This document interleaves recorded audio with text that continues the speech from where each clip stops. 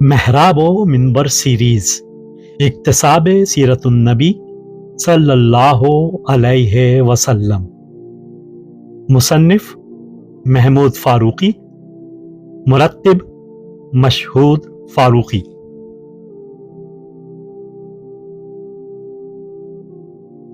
تیسرا حصہ، عرب معاشرہ قبل از اسلام۔ پانچواں باب، گہوارۂ امن۔ تپتے ہوئے ہنگامہ خیز صحرا میں مکہ امن و امان کا مرکز تھا۔ تحریر محمود فاروقی، آواز و پیشکش مشہود فاروقی۔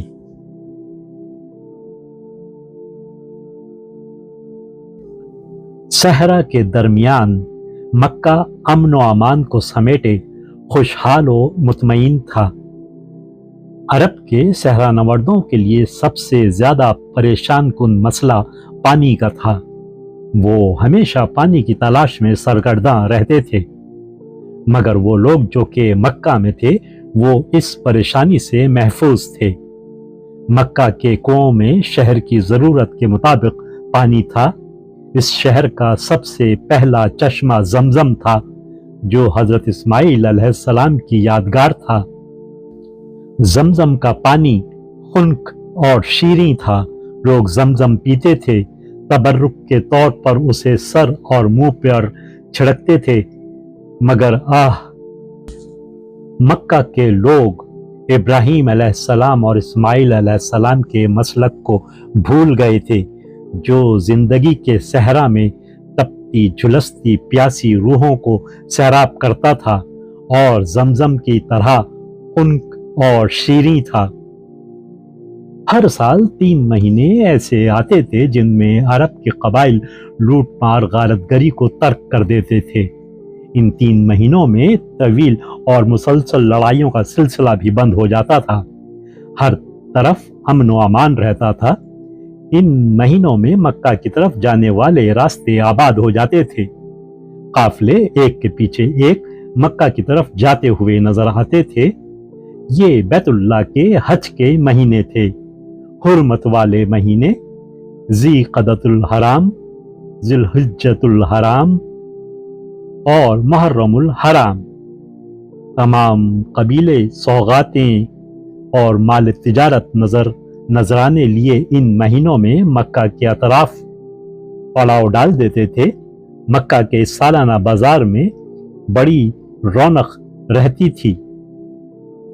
قریش اس بازار کے اور اس کے انتظامات کے نگران تھے۔ خرید و فروخت، لین دین کے جھگڑوں کی منصفی بھی وہی کرتے تھے۔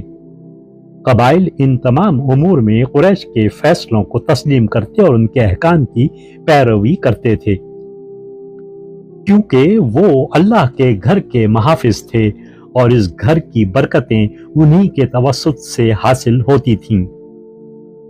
طائف کے قریب جو سالانہ بازار لگتا تھا اس کا نام عکاظ تھا۔ عرب کے قبائل اس بازار میں فقر و مباحات کے اظہار کے لیے مجلسیں منعقد کرتے تھے۔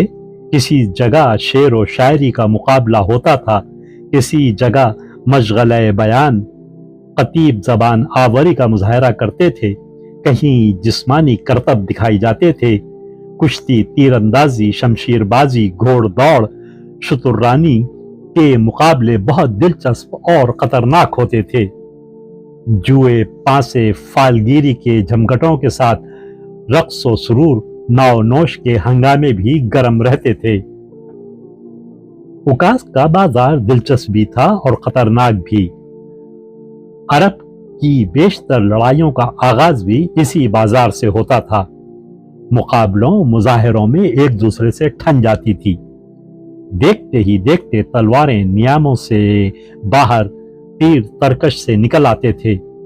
ایسے میں قریش کے بوڑھے اور معزز سردار بیچ بچاؤ کرتے، قبیلوں کے ذمہ داروں بزرگوں کو جمع کرتے اور ایک دوسرے کے غصے کو ٹھنڈا کر دیتے۔ مگر عکاظ کی چنگاریاں بعد میں کبھی نہ کبھی بھڑک اٹھتیں और हुर्मत वाले महीनों के ख़त्म होते ही फिर वही लूट मार गारत गरी जंगो जिदाल का सिलसिला शुरू हो जाता। जो बाजार मक्का के करीब लगता था वो बाजार मजन्ना था। यहाँ लोग ज्यादा जिम्मेदार और संजीदा रहते थे। उकास का हाव हू और हंगामा नहीं दिखाई देता था। उकास तफरीही मेला था तो मजन्ना तिजारती मेला। यहाँ कारोबारी गहमा गहमी रहती थी, माल के बदले माल लिया दिया जाता था। लेन देन के झगड़ों हिसाब किताब की उलझनों को सुलझाने का फर्ज भी कुरैश के जिम्मे था। वही मामलात को सुलझाते और बाजार के अमन को कायम रखते थे। इस तरह कुरैश तमाम कबाइल में मरकज की हैसियत रखते थे। मक्का कुरैश की सियादत व हुकूमत का पाएगा था और उनकी अजमत अमानतदार ये कदीम शहर यमन से शाम को जाने वाले तिजारती शाहरा के वस्त में वाक़ था। यमन समंदर की राह से हिंदुस्तान की करीबी बंदरगाह था। हिंद से आने वाले तिजारती जहाज अदन की बंदरगाह पर लंगर अंदाज होते थे। उनका लाया हुआ मालो असबाब मक्का ही के रास्ते मूसल और शाम की बंदरगाह ईला पर उतरने वाला सामान भी मक्का ही के रास्ते यमन पहुंचता था। इस तिजारत में दरमियानी वास्ता होने की वजह से कुरैश को काफी माली मनफात होती थी। इस तिजारत के सबब कुरैश कबाइल में सबसे ज्यादा मालदार हो गए थे और मक्का की खुशहाली और रौनक भी बढ़ गई थी। कुरैश गर्मी में शाम की तरफ तिजारती सफर करते थे और सर्दियों में यमन की तरफ। सरमाई सफर में वो शाम के भड़कदार और खुशनुमा कपड़े यमन पहुंचाते थे और गरमाई सफर में मसाले, काली मिर्च और खालें शाम को ले जाते थे। तिजारती सफरों में भी बैतुल्लाह ही उनकी हिफाजत करता था, क्योंकि कादिम काबा होने के सबब उनके कारवानों की तरफ कोई आंख उठाकर नहीं देखता था, वगरना सहरा में उनसे ज्यादा जंगजू कबाइल मौजूद थे। अगर कुरैश को ये तहफ़्फ़ुज़ न हासिल होता तो इन कबाइल की दस्तबर्द से उनका महफूज रहना महाल होता। वीडियो देखने के बाद चैनल को सब्सक्राइब करना ना भूलें और ताज़ा तरीन अपडेट्स के लिए घंटी के बटन को ज़रूर दबाएं ताकि हमारे मुनफरिद और पुर असर पैगामात आप तक पहुंचते रहें। और अगर लाइक करें तो अपने दोस्तों के साथ शेयर करें। शुक्रिया।